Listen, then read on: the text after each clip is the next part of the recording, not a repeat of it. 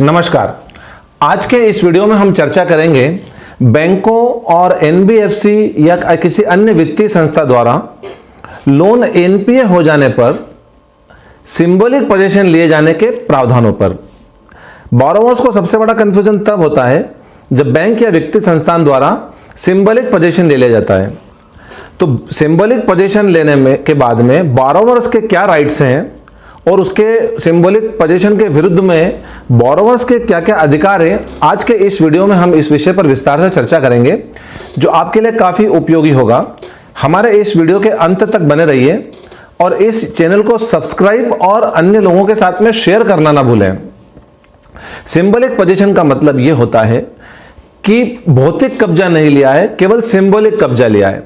Symbolic कहने के लिए सिंबॉलिक है, परंतु कानून के रूप में उसको मान्यता यह मिली हुई कि जैसे ही सिंबॉलिक पोजीशन ले लिया जाता है सेक्शन 13(4) में, तो उस वित्तीय संस्था को, बैंक को या एनबीएफसी को आपकी प्रॉपर्टी के विरुद्ध अधिकार प्राप्त हो जाता है। उसको विक्रय करें, उसको अंतरित करें या उसके मैनेज करने के लिए किसी भी प्रकार के किसी रिसीवर को या किसी मैनेजर को अपॉइंट करें। सिंबॉलिक पोजीशन का मतलब भौतिक कब्जा ही होता है।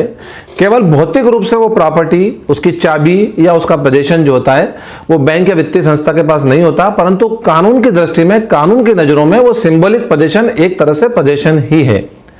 सामान्यतः जब बैंक या वित्तीय संस्थाएं फिर सिंबॉलिक पोजीशन लेती है तो एक नोटिस वहां पे चस्पा कर देती है और न्यूज़पेपर्स में पब्लिश कर दिया जाता है उस नोटिस को।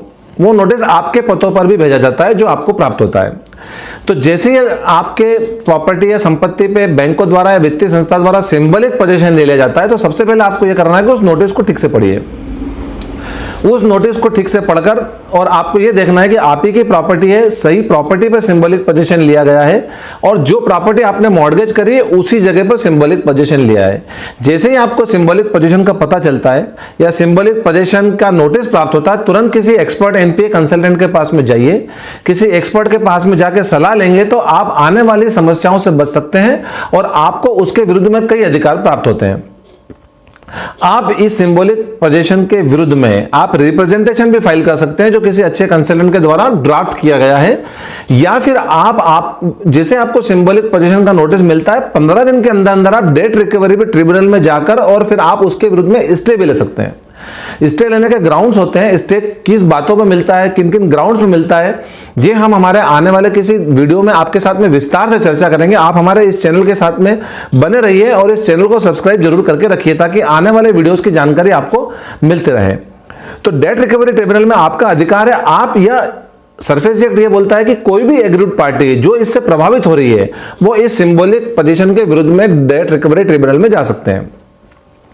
पहले यह हुआ करता था कि सिंबॉलिक पोजीशन के बाद में डीआरटी के पास में जाना अलाउ नहीं था, परमिटेड नहीं था, जब तक कि बैंक कोई आगे की कार्रवाई ना करे या फिजिकल पोजीशन ना ले या ऑक्शन ना करे। परंतु सुप्रीम कोर्ट के एक निर्णय के बाद में अब यह आसान हो गया है कि सिंबॉलिक पोजीशन के बाद में आपको फिजिकल पोजीशन के लिए वेट करने की आवश्यकता नहीं है, इंतजार करने की जरूरत नहीं है। तो फिजिकल पोजीशन का वेट मत कीजिए। अमूमन तो अपनी कार्रवाई जैसे सरफेस एक्ट लागू होता है तभी कर देना चाहिए। नहीं कर पाए तो सिंबॉलिक पोजीशन के तुरंत बाद आप आपकी कानूनी कार्रवाई जरूर चालू कर दीजिए। फिजिकल पोजीशन का वेट मत कीजिए, क्योंकि याद रखिए बैंक और वित्तीय संस्थाओं को यह अधिकार प्राप्त है कि वो फिजिकल पोजीशन लिए बिना भी आपकी प्रॉपर्टी को ऑक्शन कर सकते हैं, आपकी प्रॉपर्टी को नीलाम कर सकते हैं। तो यदि आप इस गलतफहमी में है कि फिजिकल पोजीशन होगा उसके बाद ही हमारी प्रॉपर्टी ऑक्शन होगी, तो इस गलतफहमी में नहीं रहना है। जितनी जल्दी हो सके किसी एक्सपर्ट के साथ में मिलकर आपको आपके जो कानूनी अधिकार है उसका तुरंत उपयोग करना है, ताकि सिंबॉलिक पोजीशन के बाद में यदि आप भरना चाहते हैं या सेटल करना चाहते हैं या इस मामले को निपटाना चाहते हैं तो तुरंत निपटारा किया जा सके। या फिर आपको यह लगता है कि आपके साथ में गलत हो रहा है, एनपीए गलत डिक्लेयर किया गया है, आपकी सुनवाई नहीं हो रही है बैंक में, तो आप डीआरटी में स्टे के लिए ऑर्डर फाइल कीजिए। और अधिकतर केसेस में यदि माननीय जज को लगता है, माननीय कोर्ट को यह लगता है कि आपके साथ गलत हो रहा है, तो स्टे ग्रांट कर दिया जाता है। तो सरफेस एक्ट से रिलेटेड, एनपीए से रिलेटेड इसी प्रकार के उपयोगी वीडियोस और उपयोगी जानकारी के लिए आप हमारे इस YouTube चैनल के साथ में बने रहिए। हमारे चैनल को सब्सक्राइब और शेयर करना ना भूलें। धन्यवाद।